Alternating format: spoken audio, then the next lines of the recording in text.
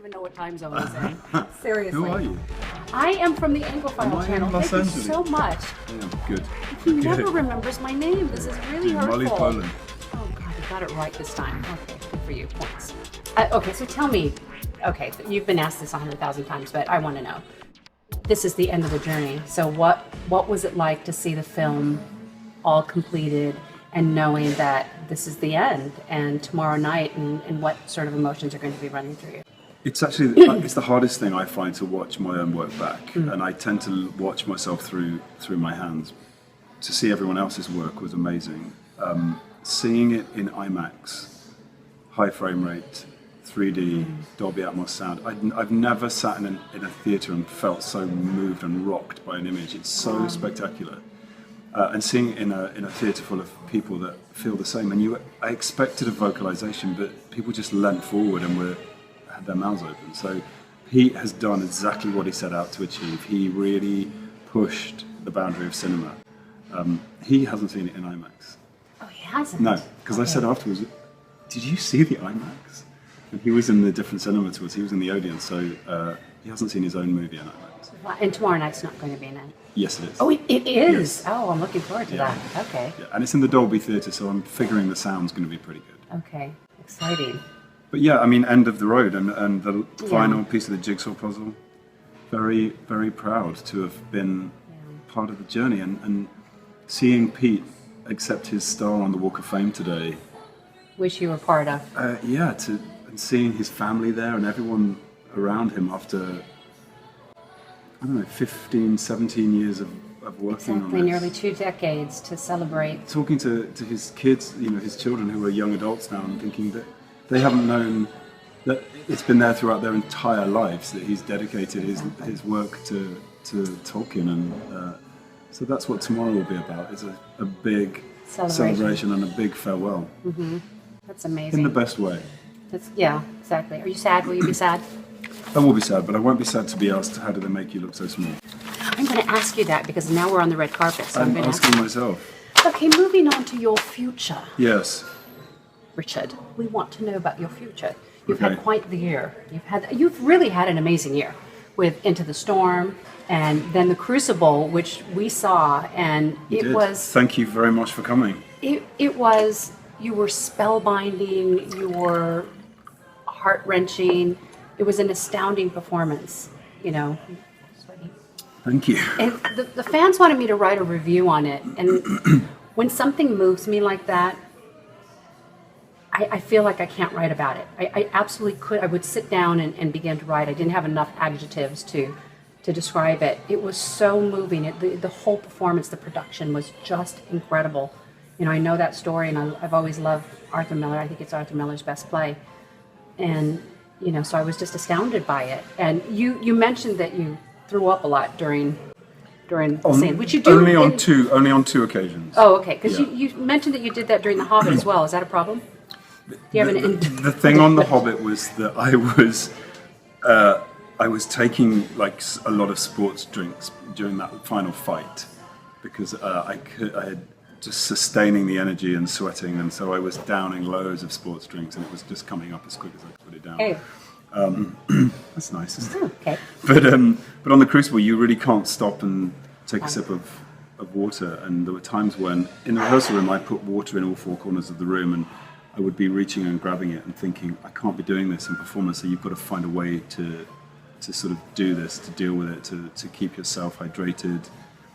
But again, it was like stamina building, like training for a marathon. Exactly. But what you said about the play, I remember feeling like that 20 years ago when I read the play. And in the rehearsal room, when we first read the play, there was a section of the script that I remember connected with me so acutely 20 years ago, and I still couldn't say the words. They'd still choke me to say them. Really? And every night during the play, when that moment would come, it would just... I don't know. It's like it's the moment when you realise that you're an actor, because exactly, it's theatre magic. Yeah, it's it magic. Makes you vibrate, and the audience feels it too. Mm-hmm. And it's not something you can measure, or it's sort of the bit that happens between the writer and the actor channeling it, and it's sort of somewhere in midair between you and the audience, and they catch it. It's really nice. We could tell as the audience you were absolutely immersed in the role. you know, oftentimes you'll go to see a play on the West End that's featuring a famous name, and all you can't get past that it's, you know, Right. so, whoever it is. And the true art for me is to see a play where the actor immerses himself so completely that you're not thinking, oh my God, that's the movie star from this such and such movie. And you were able to do that. It's so beautiful. Thank you. I mean, I'm an ensemble player. I know it. I'm not a big entertainer, and I'm not somebody that likes to put their head above the parapet, above everybody else. Apart from the scene in The Hobbit where Thorin puts his head above the parapet. Sorry, it's such a light. Except for that bit. But yeah, it feels very alien to me, and I feel that that's why the play worked, and that's what E.L. Faber as a director was really interested in, is creating a kind of ensemble that really built this world together. And you know, Proctor was just a cog in that wheel. So yeah, I think that's why it worked for me. So I mean, you do so much so well. You've had success in film. You've had incredible success on the stage. You've done 2 independent films this year.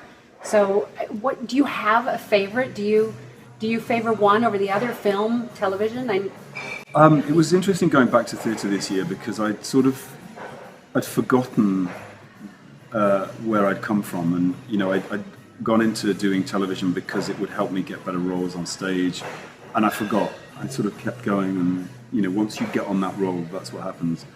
So it was a really good year for me to go right back to my roots, realise why I was so passionate about it, and actually doing some movies which were the antithesis of The Hobbit. You know, it's very simple, low budget, no CGI, just character-driven stuff. So yeah, I feel quite fulfilled actually. I noticed that.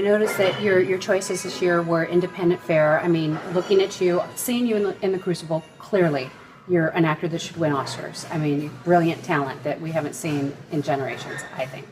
And you know, the fact that you've been part of blockbuster films, so you clearly can have a big A-list movie, but it seems like you shy away from that. Is that intentional? I don't shy away from it. It shies away from me. That can't be possible.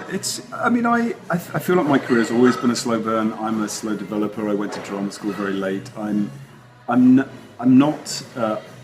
not an impatient person. I'm very, very patient. And actually, I'd rather have it when it's right than too soon. And as long as I'm fulfilled and it's inspiring me, I'm very happy. The thing I love about British actors is they do go back to their theater roots, and they'll stop in the middle of, you know, a fast-moving train, you know, of A-list movies to go back and do plays. Yeah. And I admire that. It took me 13 years, but yeah, you're right. Eventually I needed to be hit around the head with a sledgehammer to do it. But no, it's weird. We were looking for a long, long time, but it wasn't until it was that play in that theatre, in that configuration, with that particular director, that we all just went, this is a no-brainer.